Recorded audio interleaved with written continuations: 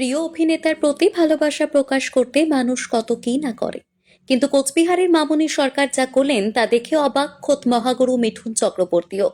নিজের টিফিনের ফল খাওয়ার টাকা বাঁচিয়ে জমানো 1,000 টাকা তিনি উপহার দিলেন প্রিয় অভিনেতা মিঠুন চক্রবর্তীকে। শনিবার দুপুরে কোচবিহারের একটি হোটেলে মিঠুন চক্রবর্তীর সঙ্গে দেখা করেন মামনি দেবী। তার কোনো চাওয়া পাওয়া ছিল না, তিনি শুধু চেয়েছিলেন প্রিয় অভিনেতার সুস্থতা। দীর্ঘদিন ধরে নিজের ফল খাওয়ার খরচ থেকে অল্প অল্প করে টাকা জমিয়ে 1,000 টাকা সঞ্চয় করেছিলেন তিনি। এদিন সেই টাকাই মিঠুন চক্রবর্তীর হাতে তুলে দিয়ে তার আশীর্বাদ এবং সুস্বাস্থ্য কামনা করেন তিনি। একজন সাধারণ মানুষের এই ভালোবাসা দেখে আবেগপ্রবণ হয়ে পড়েন অভিনেতা। তিনি বলেন, এই 1,000 টাকার মূল্য তার কাছে কোটি টাকার চেয়েও বেশি। সাধারণ এক নারীর এই আন্তরিকতায় তিনি রীতিমতো অভিভূত হয়ে পড়েন।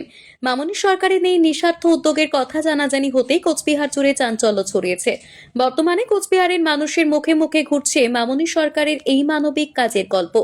ফল খাওয়ার জন্য উনি অসুস্থ শুনছিলাম, মানুষের কাছে শুনছিলাম যে অসুস্থ, এই জন্যই দিলাম।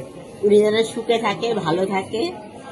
ওনার সুস্থ শরীর ফল খেয়ে মানে সেটার জন্যই দিয়েছেন, তাই তো? হ্যাঁ, ফল খাওয়ার জন্য দিছি। ঠাকুর যেন ওনাকে ভালো রাখে। ভালোবাসার কিছু বলা যায়?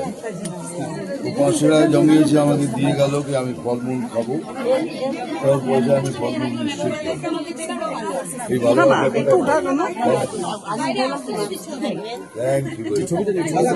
গতকাল অনেকক্ষণ থেকে তিনি দাঁড়িয়েছিলেন। হ্যাঁ, এটা পড়ার পরই আমি ডাকে পাঠালাম, বললাম কি আমার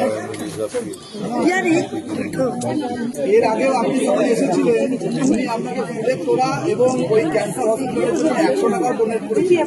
হ্যাঁ, দেখো এটাই ভালোবাসা আর কি, এটাই এই জন্যই বেঁচে আছে। আমার জন্য দেখা হবে। আবার দেখা হবে, নিশ্চয়ই দেখা হবে। Thank you very much. ঠিক আছে, ধন্যবাদ। ওকে, ঝিলিক চন্দের রিপোর্ট, পাহাড়িয়া টাইমস।